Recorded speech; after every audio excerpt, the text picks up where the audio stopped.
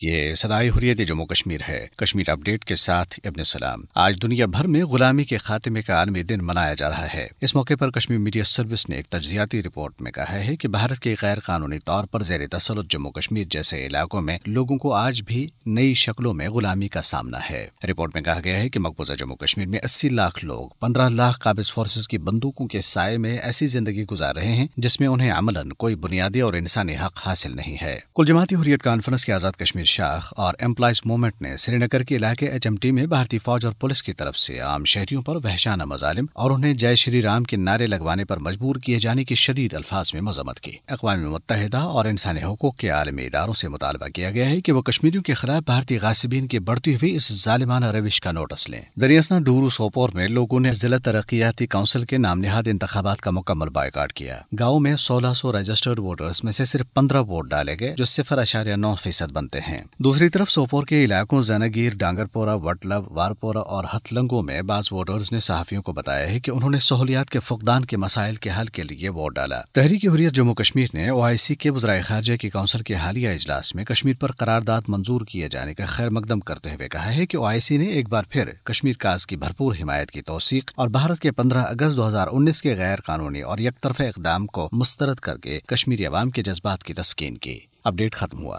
2 دسمبر کو ہر سال عالمی سطح پر غلامی کے خاتمے کا دن منایا جاتا ہے۔ اس دن کے منانے کا مقصد دور جدید میں رائج غلامی کے مختلف طریقوں کو ختم کر کے تمام انسانوں کو عزت اور وقار کے ساتھ زندگی گزارنے کا ماحول فراہم کرنا ہے۔ اگرچہ عالمی قوانین اور اقوام متحدہ کے بنیادی انسانی حقوق کے چارٹر کے مطابق غلامی کو ایک جرم قرار دیا گیا ہے، تاہم کئی ممالک جن میں بھارت سر فہرست ہے، انسانوں کو غلام بنانے کی روایت اب بھی قائم ہے۔ بھارت کے غیر قانونی زیر قبضہ جموں کشمیر انسانی غلامی کی بدترین مثال ہے۔ بھارتی استعمار نے فوجی طاقت کے بل بوتے پر پوری کشمیری قوم کو گزشتہ 7 دہائیوں سے غلام بنا کر رکھا ہوا ہے اور کشمیریوں کے تمام سیاسی، سماجی، معاشی، معاشرتی اور مذہبی حقوق سلب کر رکھے ہیں۔ کشمیری خواتین کا جنسی استحصال بھی غلامی کی ایک خوفناک اور بدترین شکل ہے۔ قابض فورسز کشمیری عوام کو حق خود ارادیت کے مطالبے کی سزا دینے کے لیے کشمیری خواتین کی آبروریزی کرتے ہیں۔ ایک محتاط اندازے کے مطابق